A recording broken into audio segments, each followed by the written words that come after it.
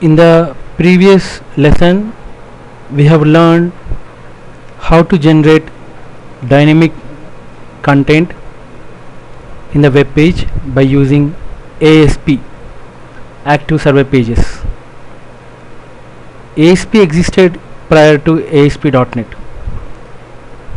Let us open that file from IS. So this is our previous file which we have created in the previous lesson. So this is our hello world 4.asp file. Now let us select an item. So before clicking the button, the combo box is showing DEF. I'll click the button.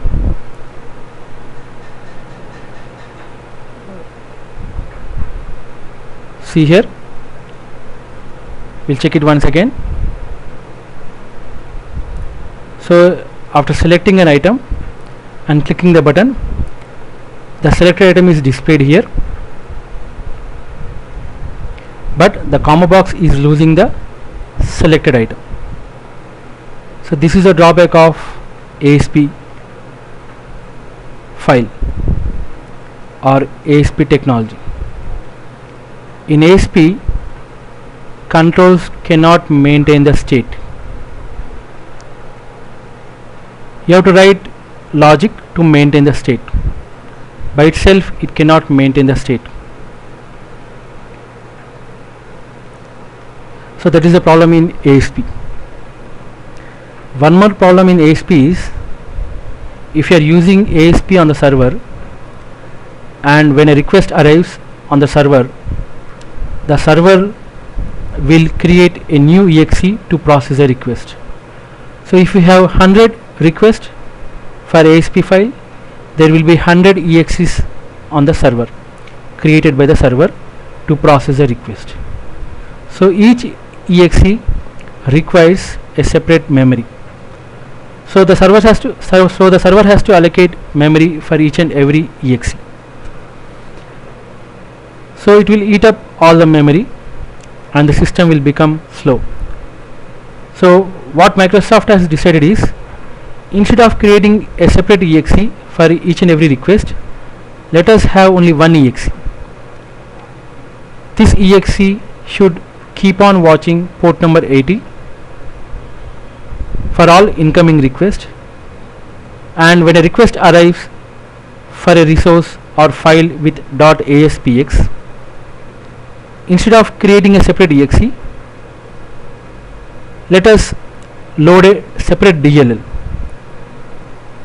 and this DLL should process a request. This is what Microsoft has decided and has done by creating ASP.NET.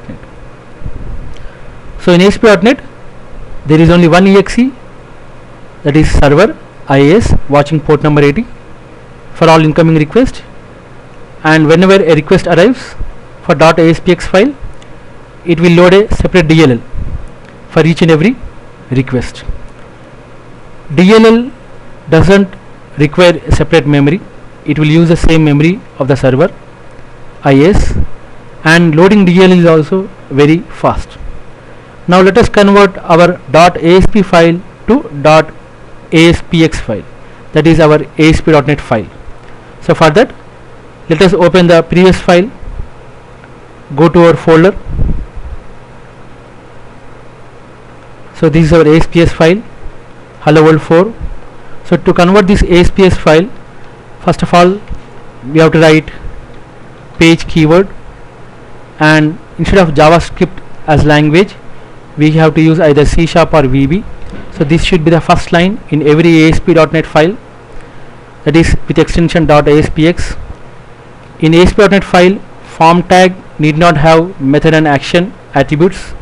Instead, you have to specify runnet equal to server and ID. ID is optional, we need not give it, but sometimes it is necessary. Let us see when it is required, but right now I don't require ID for form tag, but runnet equal to server is mandatory for form tag in ASP.NET. Now for combo box, I am giving an ID instead of name, and specify runnet equal to server for combo box. For button also I am writing run it equal to server, and instead of this markup to display the result, I am writing one more tag called span tag. I will specify an ID called result and write run it equal to server. So this is the tag where we will display our result. Now let us save this file in the same folder, save as all files. This is helloworld5.aspx. So ASP.NET files have an extension of .aspx. Save this. Now let us go to IS and check the file.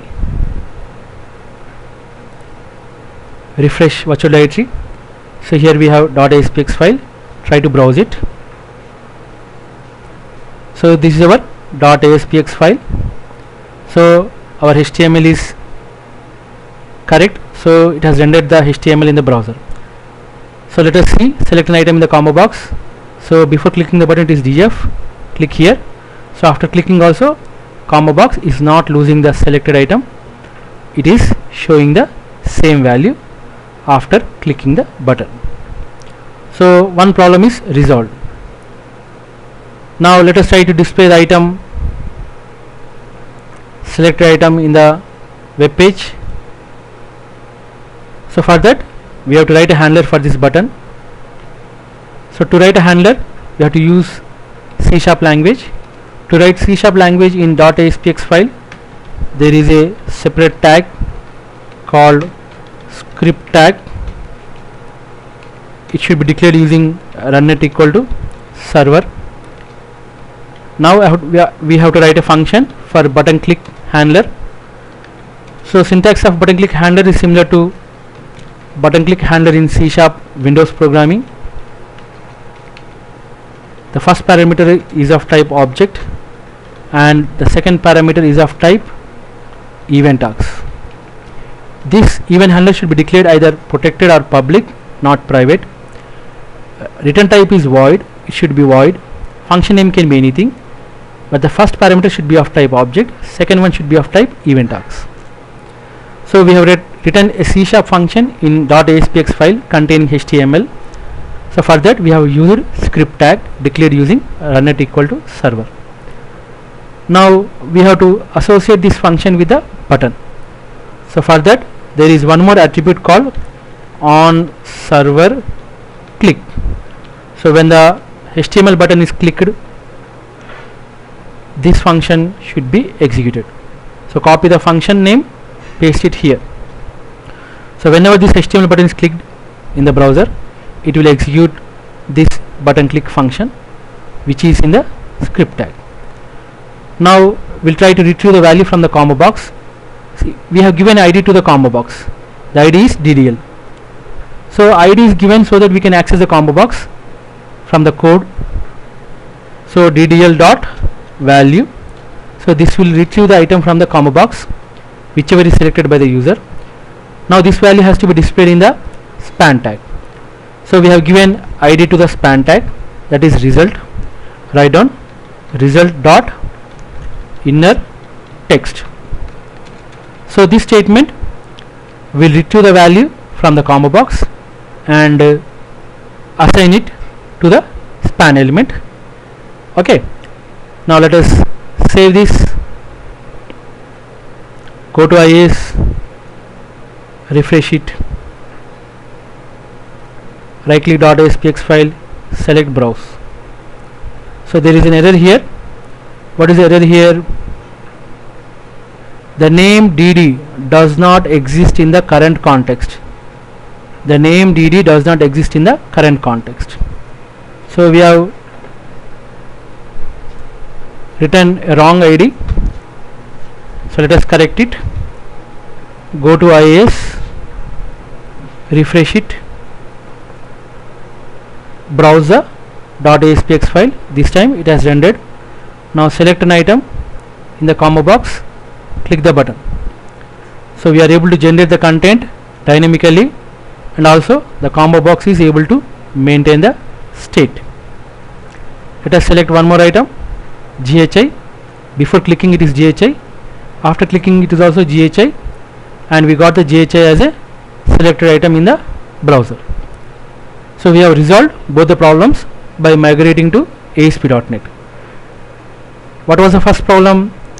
The problem with ASP is controls did not maintain the state, whereas in ASP.NET controls automatically maintain the state.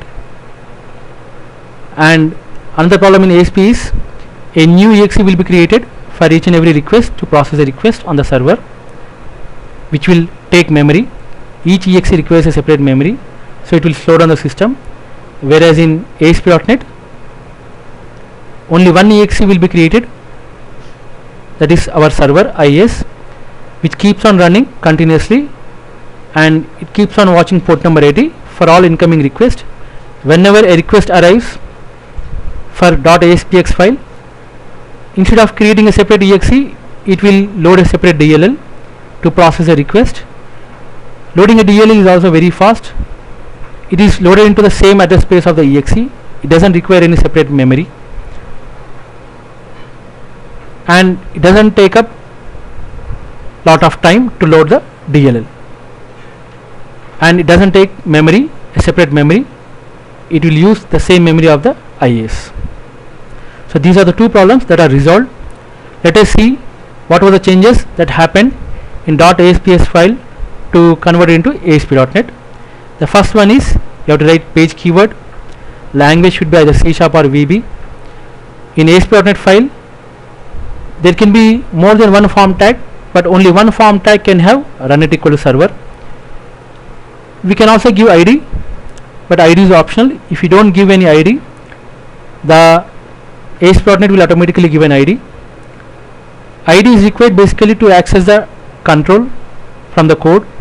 Since we did not access any form control from the code, we did not give any ID to the form tag. But whereas we have accessed combo box from the code here, so we have given ID to the combo box. So using the ID, we try to retrieve the value, selected value from the combo box. For the button, we have not given an ID because we did not access the button from the code, but we have given ID to the result span tag so that we can display the result in the span tag. Here we have used the ID of the span tag to display the result from the combo box in the span tag. Now for each control we can specify runIt equal to server. When you specify runIt equal to server, what will happen is it will create an object for that tag on the server. So this tag is converted into an object on the server. It will exist as an object on the server. So our form tag will be an object, and inside this form tag object there will be combo box object, there will be button object, and there will be span object. So that is the reason behind giving runIt equal to server for a tag. So when you write runIt equal to server, the tag is converted into the object which exists as an object on the server. To access that object from code, you have to specify ID. Otherwise, by default, ASP.NET will give an ID which we will not know. One more thing we forgot to mention is when you send a request to .aspx file to the server, if it is a first request,